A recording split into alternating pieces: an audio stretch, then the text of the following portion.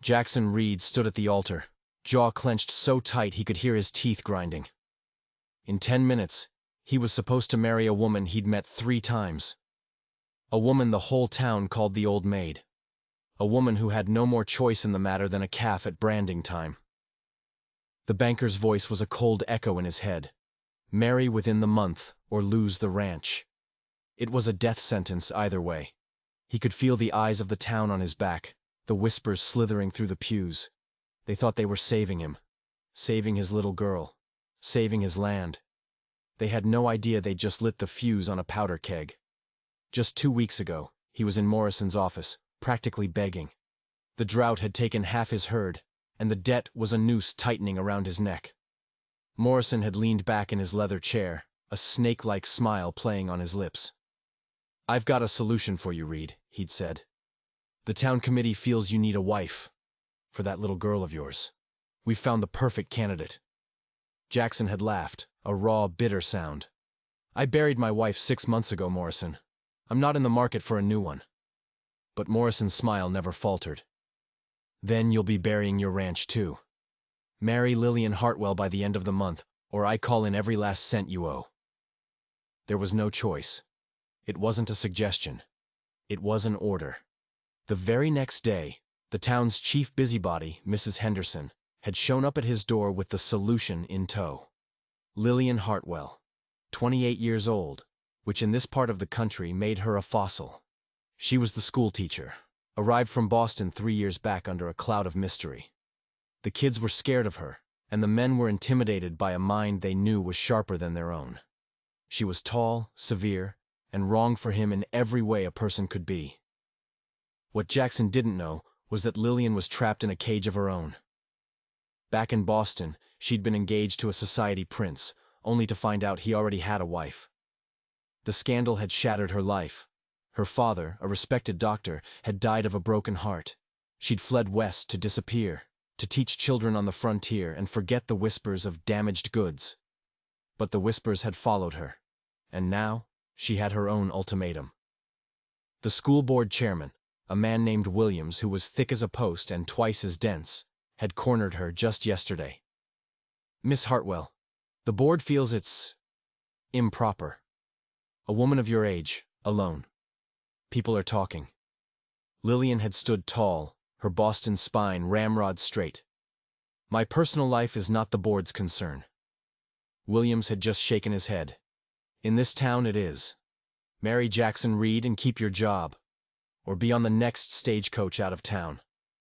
So here they were, 2 prisoners walking toward a life sentence. The church doors creaked open. Lillian walked down the aisle in a plain gray dress, her face a mask of dignity, hiding pure terror. She didn't look at the crowd. She looked only at the angry man waiting for her at the altar. The ceremony was a blur of tension. The Reverend spoke the words so fast they ran together. Jackson's 2-year-old daughter, Emma, cried the entire time from the front pew, a tiny mourner at her father's funeral. When the Reverend said, "You may kiss the bride," Jackson barely brushed his lips against her cheek. Lillian's face burned with a shame so hot it felt like a brand. The reception was even worse. The townspeople slapped Jackson on the back, congratulating themselves on their brilliant plan. "Everyone wins!" Mrs. Henderson declared, loud enough for the whole room to hear. Jackson gripped his coffee cup, his knuckles turning white. He'd just traded his freedom for a ranch that was probably doomed anyway. The ride home was dead silent. Emma whimpered in Lillian's stiff, unfamiliar arms.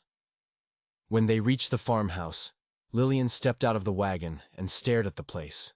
Clean, but empty of joy. A house that had given up. Jackson dropped their bags on the floor. "Let's get one thing straight," he said, his voice like ice. "This is a business deal. You have your room. You take care of Emma and the house. That's it. We don't pretend this is anything else." Lillian lifted her chin, that Boston pride a shield around her. "Fine by me, Mr. Reed. But I have my own terms. I require books and writing materials. And I will not be treated like a hired girl. I will raise your daughter my way." They glared at each other, 2 strangers bound by a contract they couldn't break. Emma started crying again, reaching for her father. Jackson scooped her up, a wave of relief washing over him. Lillian watched, a sharp pain cracking through her composure. Even a child could see she didn't belong. "I didn't ask for this," Jackson said, his voice low. Lillian picked up her bag. "Neither did I, Mr. Reed. But here we are." She walked up the stairs to her new prison, leaving him alone in the quiet darkness. They were two broken people, pushed together by a town that meant well. But good intentions can pave a road straight to hell, and neither of them knew that the foundation of their new home was built on a lie far more dangerous than an unwanted marriage.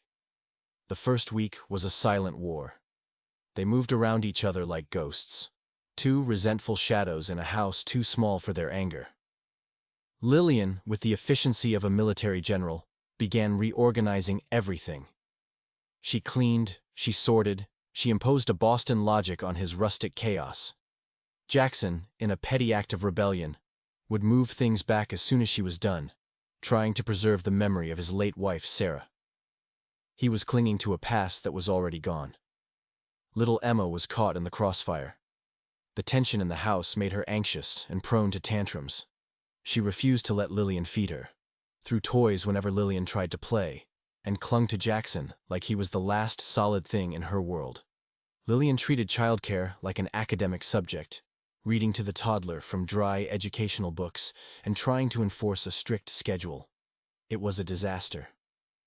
"She doesn't like me," Lillian stated one evening, her voice flat, as Jackson took a screaming Emma from her arms. "She's just adjusting," he mumbled, but they both knew it was a lie. Emma was a living, breathing reminder of everything they'd both lost: his happy marriage, her dream of a family. One night, everything changed. A storm blew in, a blizzard that howled like a demon and shook the little farmhouse to its foundations. Jackson had just come in from the barn when he heard Lillian scream his name. The sound cut through the wind, sharp with an urgency that froze his blood. He found them in Emma's room. His daughter's face was flushed a terrifying shade of red, her tiny body burning with a fever he could feel from across the room. Her breathing was a shallow, ragged gasp. "How long has she been like this?" Lillian demanded, her usual composure replaced by a fierce focus. "She was fine at dinner," Jackson stammered, his hands shaking as he touched Emma's forehead. It was like touching a hot stove.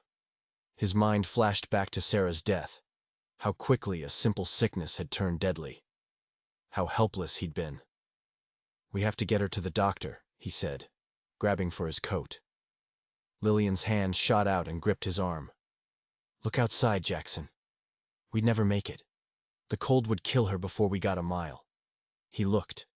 The snow was a solid white wall. They were trapped, just like they'd been trapped in this marriage. But this time, it was his daughter's life on the line. "Then what do we do?" he whispered, the desperation clawing at his throat. Lillian was already moving. "My father was a doctor," she said, her voice steady and calm as she laid Emma on the bed. "I was his assistant for years. I know what to do. But I need your help." For the rest of that long, terrifying night, the walls between them crumbled. Lillian took command with an authority that stunned him. She sent him for cool water, for clean cloths. She mixed a remedy from a small medical kit she'd brought from Boston, something he never knew she had. "Keep talking to her," she ordered as she worked. "Let her hear your voice. They fight harder when they know you're there." Jackson talked. He told Emma about the horses, about the coming spring, about how much her daddy loved her. And through his own stream of desperate words, he heard Lillian's voice join his. She sang soft lullabies in a language he didn't recognize. She told stories of brave princesses fighting off fevers like they were dragons. She whispered prayers with a sincerity that shook him. For the first time, he saw past the stern schoolteacher. He saw a woman fighting for his child's life with everything she had. As the first gray light of dawn crept through the window, Emma's fever broke.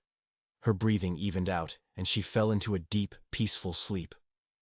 Jackson slumped in his chair, utterly spent. Lillian sat by the bed, her hand resting gently on Emma's chest. "She's going to be fine," she said softly. And in her voice, Jackson heard not duty, but love. A fierce, protective love for his daughter. "Thank you," he said, the words feeling small and inadequate. She looked up, a flicker of surprise in her tired eyes. Then she gave him a small, genuine smile. The first he'd ever seen. It transformed her face, and he realized with a jolt that she was beautiful. "My father used to say that healing is about caring enough to fight for someone," she said, "even when the odds are impossible." Later that morning, with Emma playing quietly on the floor, they shared coffee. For the first time, they actually talked. She told him about the sister in Colorado she'd come west to help, only to find she was no longer needed. He told her about Sarah, about how he never thought he could love again. Then, surprising himself, he told her the truth about the ranch. "It's failing," he confessed. "Even without Morrison's threats, I don't know how I can hold on." Lillian set her cup down and looked him straight in the eye. "I'm good with numbers, Jackson. Better than most men. Let me see your books." His first instinct was prideful refusal. But then he remembered her in the sick room, calm and competent while he was falling apart. He led her to his desk and opened the ledgers. 3 hours later, she looked up, her face a mask of cold fury. "These numbers are a lie," she said, her voice dangerously quiet. "Jackson, I think someone has been systematically stealing from you for years." The accusation hung in the air. A forced marriage was one thing. This was something else entirely. This was a conspiracy. And as he looked at his unwanted wife, he realized with a shock that he wasn't facing it alone. Lillian dove into the ranch's financial records like a hawk circling its prey. For 3 days, she barely ate or slept. The kitchen table was buried under a mountain of ledgers and receipts. What she uncovered was a web of deceit so intricate and cunning, Jackson never would have seen it on his own. It was more than just a few shady loans. Banker Morrison had been bleeding him dry for years. He'd fabricated charges for cattle feed that was never delivered. He'd inflated interest rates to illegal levels. He'd invented service fees out of thin air. The drought was real, but it was Morrison's theft that had pushed Jackson to the breaking point. It was all a setup. "Look," Lillian said, her finger tracing a column of figures. Jackson leaned over her shoulder, the scent of her hair, clean and floral, a strange comfort in the middle of his rage. For a moment, they weren't strangers. They were partners. A team. "He created the crisis," Lillian explained, her voice tight with anger. "He pushed you to the edge of ruin, so the town committee would have an excuse to step in. He wanted you weak. He wanted you desperate." Jackson straightened up, a cold dread washing over him. Why? Why go to all that trouble? Lillian's eyes were sharp, analytical. "That's the part that doesn't make sense. It's too elaborate for just skimming a few $100s. There's a bigger play here. He didn't just want your money. He wants your land." The realization hit Jackson like a physical blow. The marriage wasn't a solution. It was a weapon. They forced him to marry an outsider, a woman with no family or allies in town, assuming she'd be too intimidated or ignorant to question anything. They assumed wrong. "We need proof that will stand up," Lillian said. "I can lay out the financial case, but to take down a man like Morrison, we need more. We need to find out who else is involved." Jackson shook his head. "Morrison is the most powerful man in town. No one will dare speak against him." But Lillian gave him a smile that was all sharp edges. "People believe evidence, Jackson. And fear dies when people realize they aren't alone. I'll wager you aren't his only victim." They decided to start with the other ranchers who had loans with Morrison. It was a risky move. Snitching on the town banker could get a man blacklisted, or worse. Their first visit was to an old rancher named Silas Croft, a man whose land bordered Jackson's. Silas was weathered and wary, his eyes full of a deep-seated suspicion. Jackson explained their situation, but Silas just shook his head. "Best leave it alone, son. Morrison owns this town." But then Lillian spoke. She didn't threaten or plead. She laid out the facts calmly and logically, showing Silas a forged receipt from Jackson's ledger that was identical to one of his own. She showed him how the interest was calculated, a clear violation of territorial law. She spoke not as an accuser, but as an ally. She was offering him a way out. Silas stared at the papers, his tough facade cracking. "He did the same to me," he whispered, his voice thick with a shame he'd carried for years. "Told me I was a bad businessman. Drove my son away, thinking his old man was a failure. That was the crack in the dam." After Silas agreed to talk, 2 more ranchers came forward, men who had been slowly strangled by Morrison's predatory loans, all of them convinced they were alone in their failure. Lillian compiled their stories, building a fortress of evidence. The confrontation was set for Friday morning at the bank. Jackson and Lillian walked in together, not as a broken rancher and his mail-order bride, but as a unified force. Morrison greeted them with his usual oily charm. "The happy couple. How's married life, Reed?" "We're here about the fraud," Lillian said, her voice cutting through the pleasantries like glass. She spread the documents on his desk, the ledgers, the forged receipts, the sworn statements from Silas Croft and the others. Morrison's face went from pale to purple. He blustered, he threatened, he called her a meddling city woman who didn't understand how things worked out here. But Lillian didn't flinch. "I understand theft, Mr. Morrison, and I understand conspiracy." She leaned forward, her voice dropping to a low, dangerous tone. "And I know you didn't do this alone. The same town committee that forced my husband to marry me. They've been helping you, haven't they? Covering your tracks. Who are they, Mr. Morrison? Is it Williams, the school board chairman? Is it Mrs. Henderson?" Morrison's eyes widened in panic. She had him. The crowd that had gathered outside the bank, drawn by the commotion, pressed against the windows. His power was built on the perception of invincibility, and in that moment, it shattered. "Fine," he croaked, his voice a dry rasp. "I'll fix the accounts." "You'll do more than that," Jackson said, his own voice hard as granite.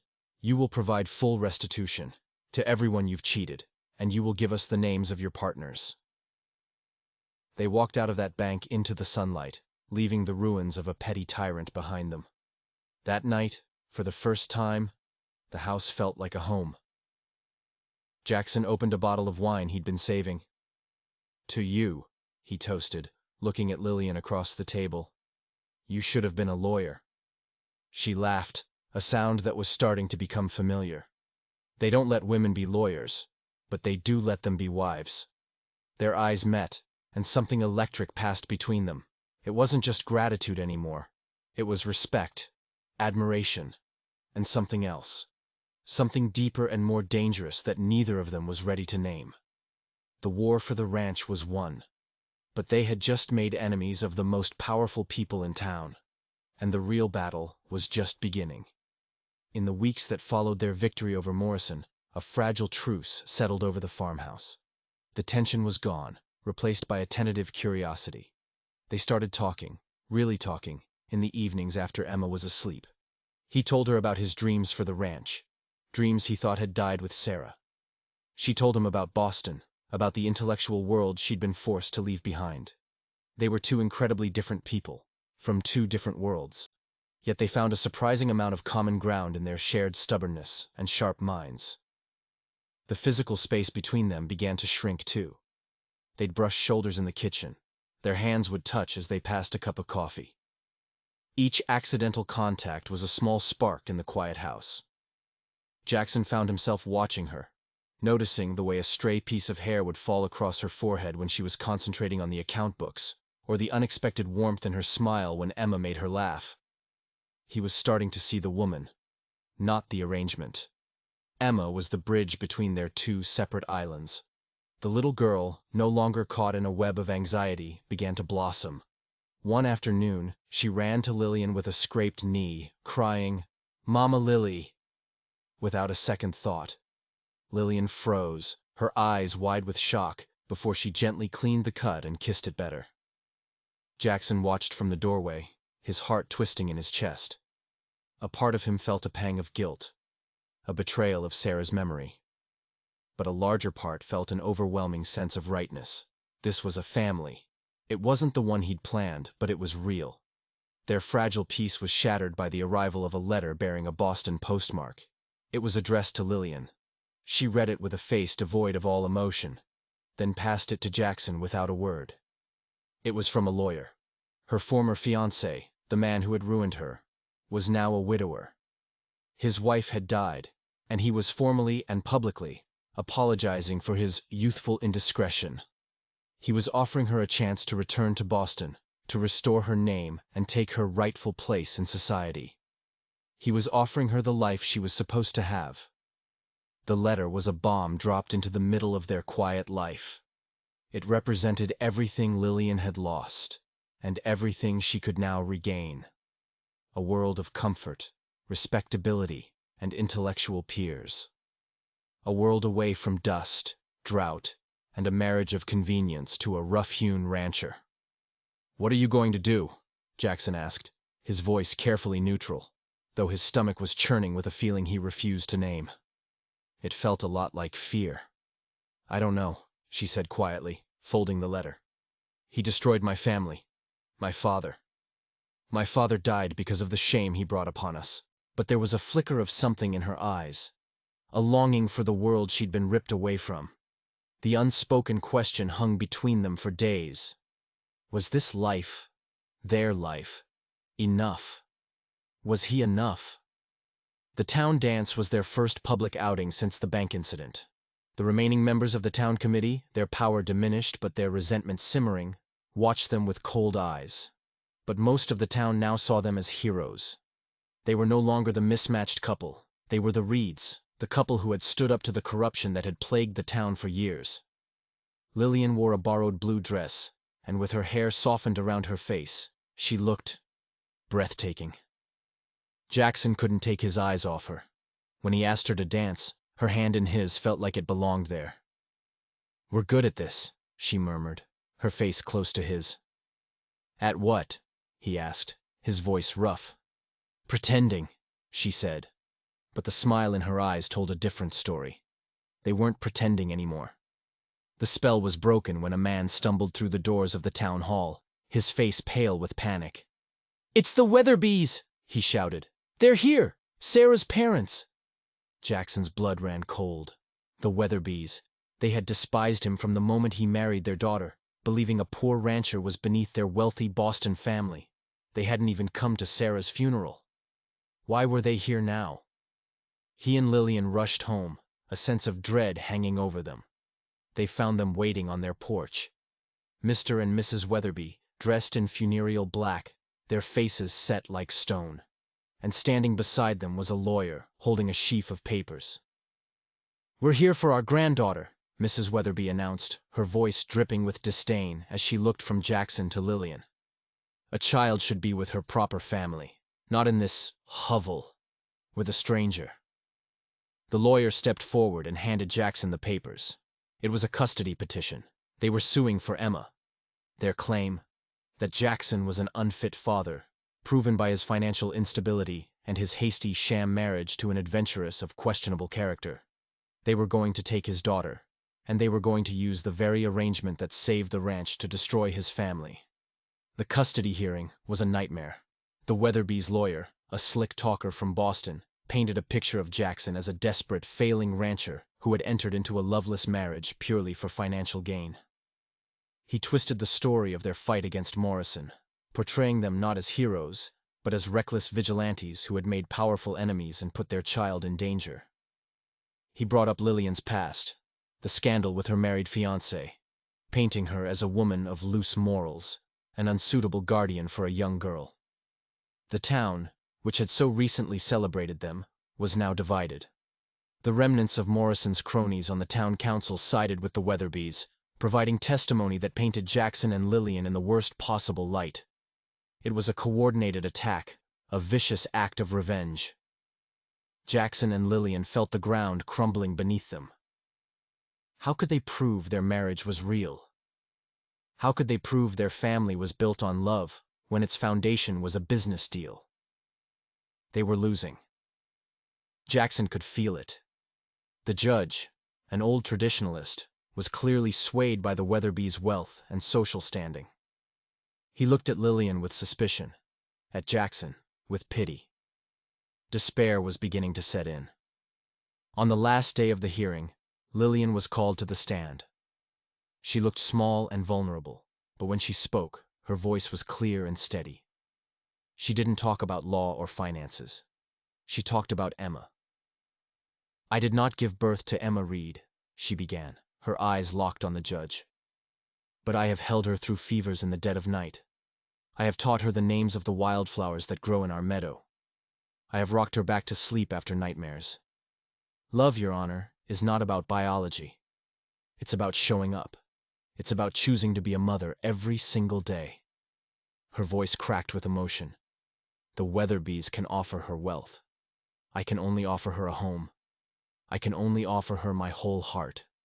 It was powerful, but Jackson feared it wouldn't be enough. The lawyer for the Weatherbys stood up, a smug look on his face, ready for his cross-examination. "Mrs. Reed," he began, his voice dripping with condescension, "you claim to love this child.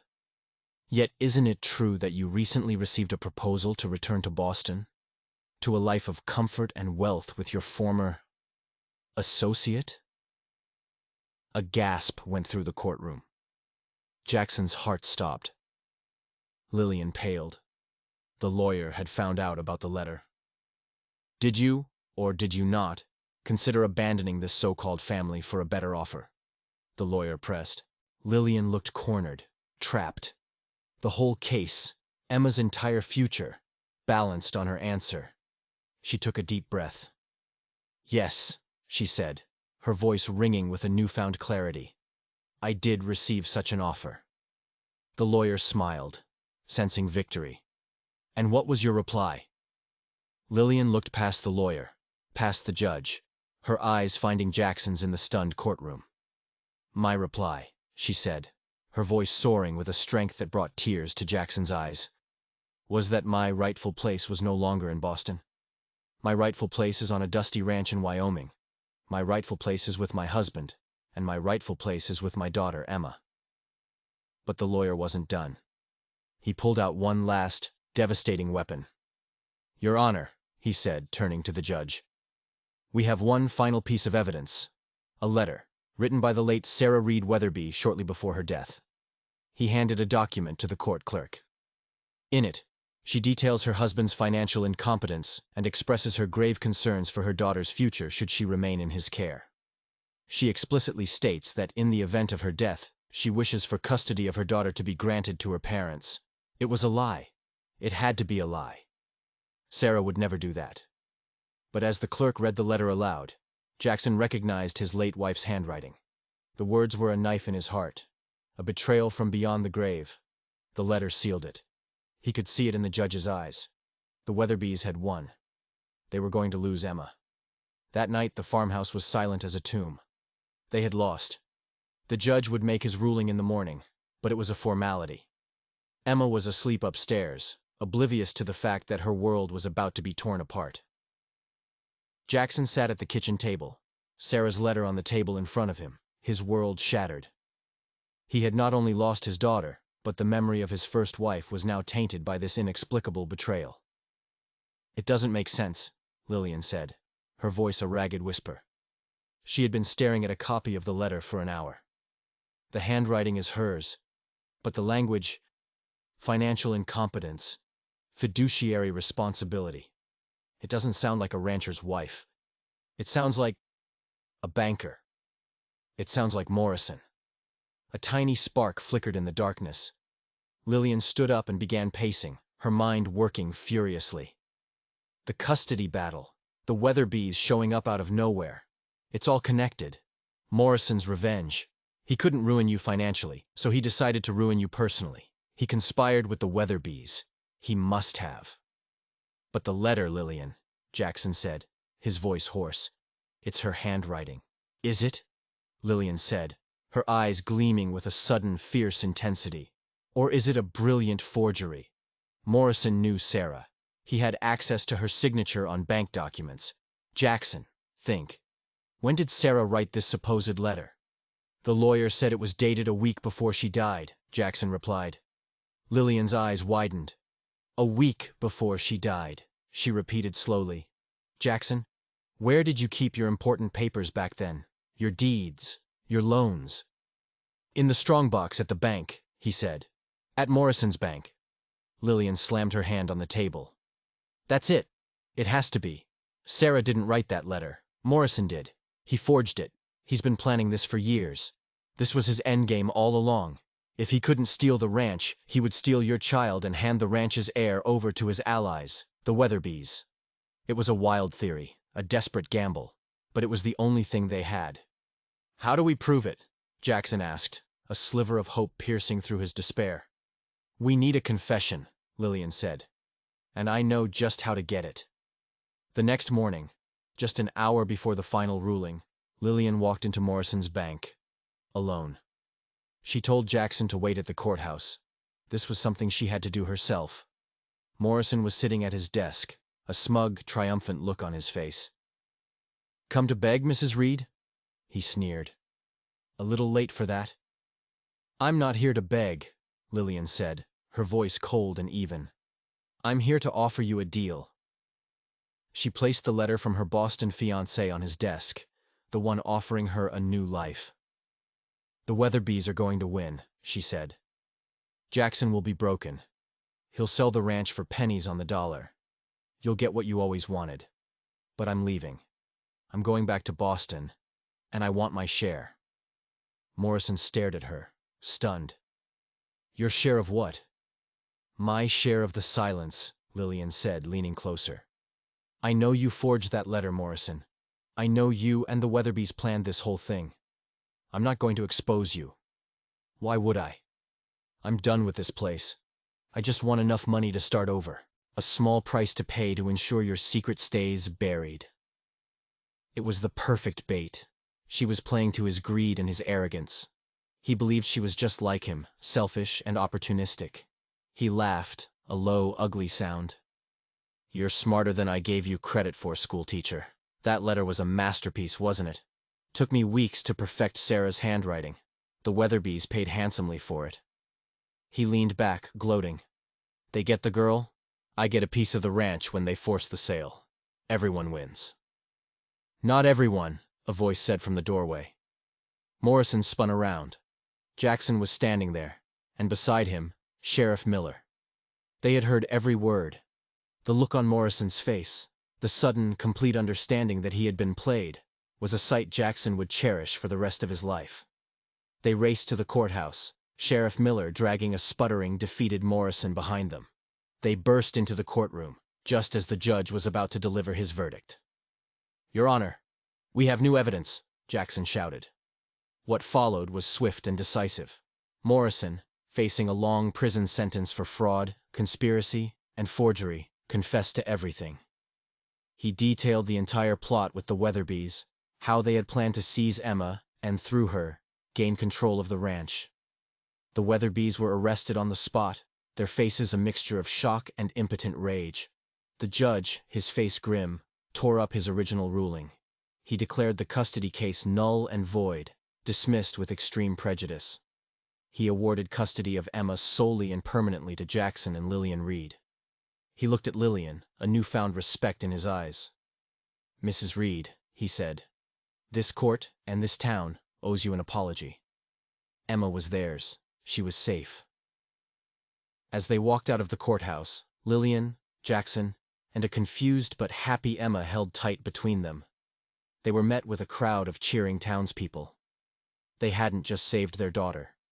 They had saved the entire town from the cancer of corruption that had been poisoning it for years. That night, for the first time, Jackson led Lillian not to her separate room, but to his. This wasn't supposed to happen, Lillian whispered as he closed the door behind them. None of it. No, Jackson said, his voice thick with an emotion he could no longer deny. He gently touched her cheek. But it did. He had been forced to marry her to save his ranch. But in the end, she had saved him. She had saved his daughter. She had saved his soul. He had fallen in love with his wife, and as he leaned down to kiss her, not with the hesitant gratitude of before, but with all the passion and love in his heart, he knew their real story was just beginning. 1 year later, Jackson stood on his porch, and watched Lillian teach a now 4-year-old Emma how to weave wildflowers into a crown. The ranch was thriving. The cattle were fat, the fields were green, and for the first time since he'd inherited the land, they were truly profitable. But the real transformation was in the home. It was filled with laughter. Lillian was pregnant, her belly round with their first child together. She had abandoned the severe gray dresses for soft blues and greens, and her face, once a mask of stern defensiveness, was now open and radiant with happiness. The town had changed too. With Morrison and his cronies gone, a new sense of fairness and opportunity had taken root. And at the center of it all was Lillian. She had started a small schoolhouse on their property, teaching not just Emma, but a dozen children from the surrounding ranches. The old maid from Boston had become the respected heart of their community. Emma ran up to the porch, holding the lopsided flower crown. "It's for the new baby, Mama Lily," she said, her voice bright and confident. Lillian's face lit up with a love so pure it took Jackson's breath away. He thought back to that desperate man at the altar, full of anger and resentment. He had been so sure his life was over. He had been so wrong. His life was just beginning. That night as they sat on the porch swing, Emma asleep in Lillian's lap, Lillian looked up at the stars. "Do you ever think about that day?" she asked softly. "Our wedding." Jackson smiled, pulling her closer. "I think about how the whole town thought they were forcing two broken people together to solve a problem. They thought they were saving a ranch." He looked at his happy daughter, at his beautiful, pregnant wife, at the peaceful land stretching out before them under the moonlight. "They had no idea," he whispered, "that they were creating a miracle. They had been forged in the fire of hardship and betrayal, their love story written not in poetry, but in court documents and account ledgers. It wasn't the love story either of them had ever dreamed of. It was better. It was real." If you enjoyed this story, don't forget to like and subscribe for more tales of unexpected love and frontier justice.